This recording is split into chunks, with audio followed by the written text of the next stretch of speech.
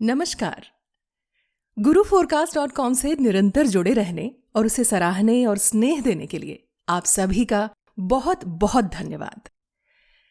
आपके इसी स्नेह की वजह से हम गुरु फोरकास्ट का एक नया प्रोग्राम लॉन्च कर रहे हैं जिसका नाम है भविष्य की बात गुरु फोरकास्ट के साथ।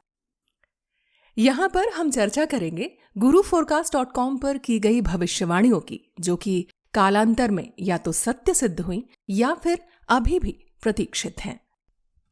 आज अंग्रेजी तारीख 10 जुलाई 2022, दिन रविवार और हिंदी महीने के अनुसार आषाढ़ मास शुक्ल पक्ष एवं तिथि एकादशी है।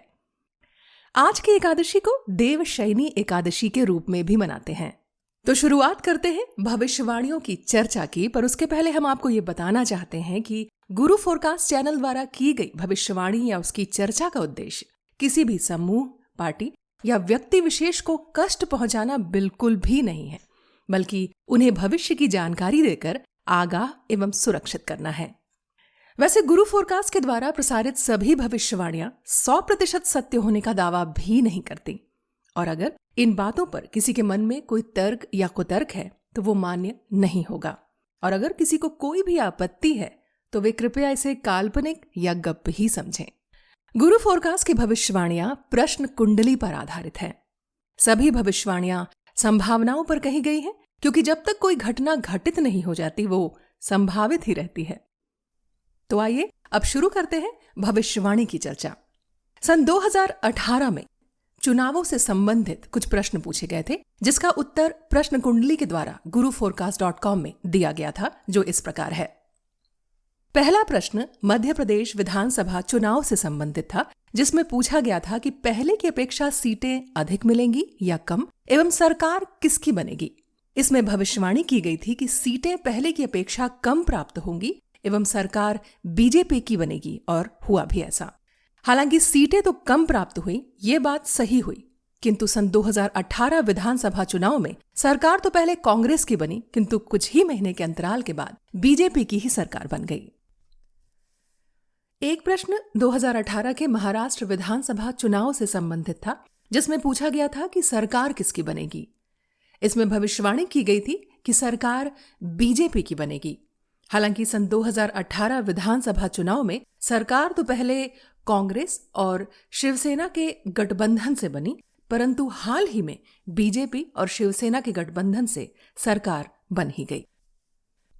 अगला प्रश्न कर्नाटक विधानसभा चुनाव में हिंदू महासभा के चुनाव लड़ने को लेकर था कि यदि वो चुनाव लड़ती है तो क्या परिणाम होगा, जिसमें भविष्यवाणी की गई थी कि हिंदू महासभा को सीटें कम प्राप्त होंगी। हालांकि हिंदू महासभा ने चुनाव लड़ा ही नहीं।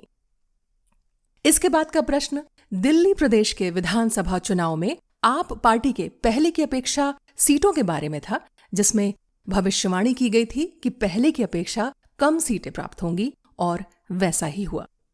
अगला प्रश्न मेघालय विधानसभा चुनाव को लेकर पूछा गया था कि सरकार किसकी बनेगी, जिसमें भविष्यवाणी की गई थी कि बीजेपी की सरकार बनने की संभावना है, जो कि वह गठबंधन के साथ कामयाब भी हुई। उसके बाद प्रश्न त्रिपुरा विधानसभा चुनाव से संबंधित था कि वहां किसकी सरकार बनेगी। तो इसमें भविष्यवाणी की गई थी कि बीजेपी की सरकार बनने की संभावना है, जो कि हुआ भी। एक और प्रश्न नागालैंड विधानसभा चुनाव को लेकर था कि वहां किसकी सरकार संभव है। तो उस पर भविष्यवाणी की गई थी कि बीजेपी की सरकार बनने की संभावना है, वहां भी गठबंधन के साथ ऐसा संभव हुआ।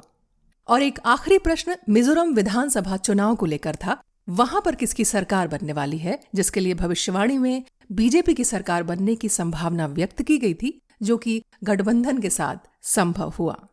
तो ये थी आज की कुछ भविष्यवाणियों की चर्चा। आपके मन में ये सवाल जरूर उठ रहा होगा कि इन प्रश्नों के उत्तर कौन दे रहा है, तो हम आपको बता दें कि इन सभी प्रश्नों के उत्तर प्रश्न कुंडली के अनुसार guruforecast.com के प्रमुख सदस्य श्री सुयश राज जी द्वारा दिए गए थे। यदि आपके मन में भी कोई प्रश्न है और आप उनका समाधान चाहते हैं तो आप हमें संपर्क कर सकते हैं। आज के लिए बस इतना ही। अब इजाजत दें। अपना ध्यान रखें और खुश रहें। नमस्कार।